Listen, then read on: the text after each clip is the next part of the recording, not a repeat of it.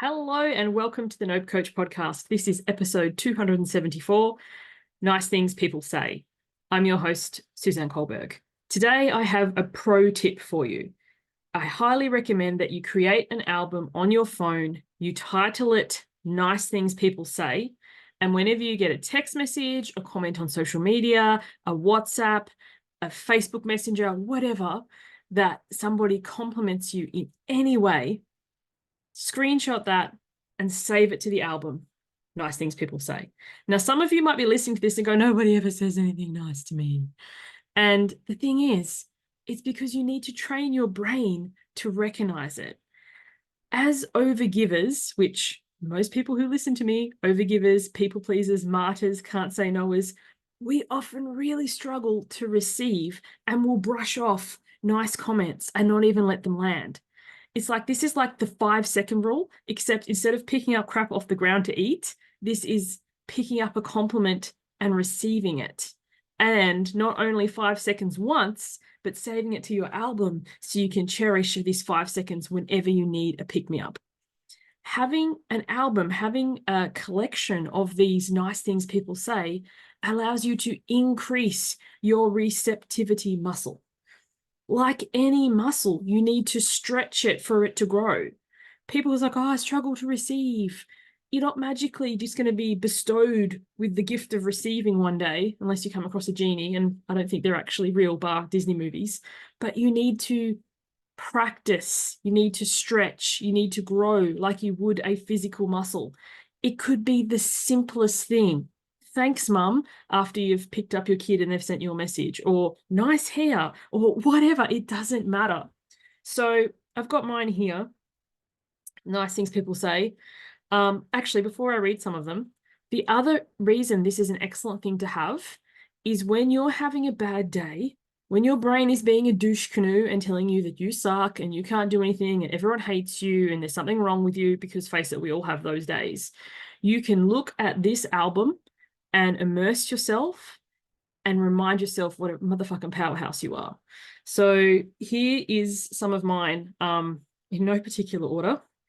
Just wanted to tell you I started reading your book this morning, just the first chapter, and then tonight for my usual 30 minutes before bed. And that was 3 hours ago, and I've just finished it. It's late, but I couldn't put it down. Amazing. You're amazing in so many ways, and one of them is you're an excellent writer. Whenever I read that, I get motivated to write book number 2, but I've yet to sit down and do it. Another one, I needed to hear this today. So something I shared on social media, that was somebody's comment. I received that. Thank you for this. I'm definitely an ebb and flow person, and this is a welcome perspective. Loved your book. Reading. Wow, wow, wow. This is amazing. You totally nailed it. I'm definitely going to be listening to it a few times. There were so many nuggets of gold in it. Thank you so much. Oh, that's one of my intuitive readings. If you haven't seen them, on my website, shameless plug, suzanneculberg.com, click on resources, intuitive readings, and, I maybe could do one for you as well. There is so much power in this. Thank you. It's so beautiful for you to say. I needed to hear this today. Oh, this one's beautiful. I'm not going to read it out because it was a card from a client and they posted it to me. So there was some very dear things in there. There's so many here. This made me think of you. You're awesome. So it could be just something simple like that. Like, yes, I am awesome. I received that. I just finished reading this. You're fucking awesome. Today's email was next level. If you don't get signs to, if you don't get signups to Why Wait, I'll eat my hat, my program.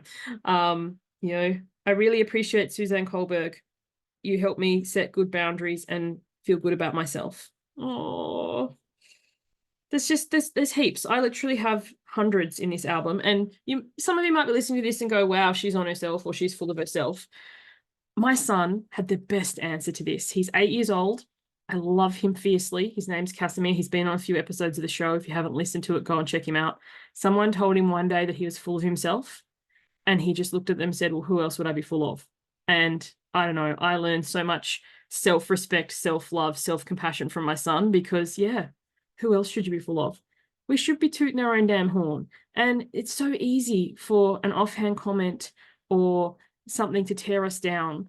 and make us feel bad. So it's up to us to cultivate and to remind ourselves that, you know, we are awesome and we are amazing and we're doing good things in the world. And whether or not you're employed or not employed, or an entrepreneur or traditionally employed, or a mum or not a mum or whatever, you were born worthy and nothing has changed. You don't have to do anything to earn that. Like when you look at babies, we love them unconditionally. And when you think about it, all babies do is scream, eat, poop. You know, they don't do a lot.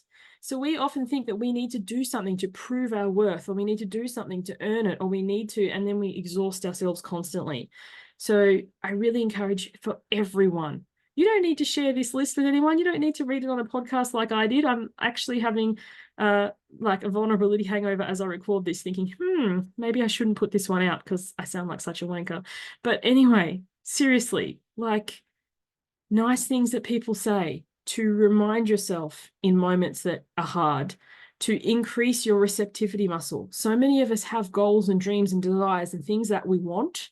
If you can't even accept a compliment, how are you going to be able to grow or accept this big thing that you're creating and striving towards? If you feel unworthy of someone saying, hey, good job, then how do you think you're going to be worthy of buying that dream house or dream car or thing that you truly, really desire? Often we need to grow into the person who's capable of holding that. Because imagine having a dream car. You know, people are going to be jealous. People are going to be like, how dare she drive that? What a waste of money. All this sort of stuff. You're going to have to hold the flip side. You might as well hold the amazing side too. So ended up on a whole rant here, but the long and the short of it, I really encourage you, take the moment, create the album, the tiniest little thing.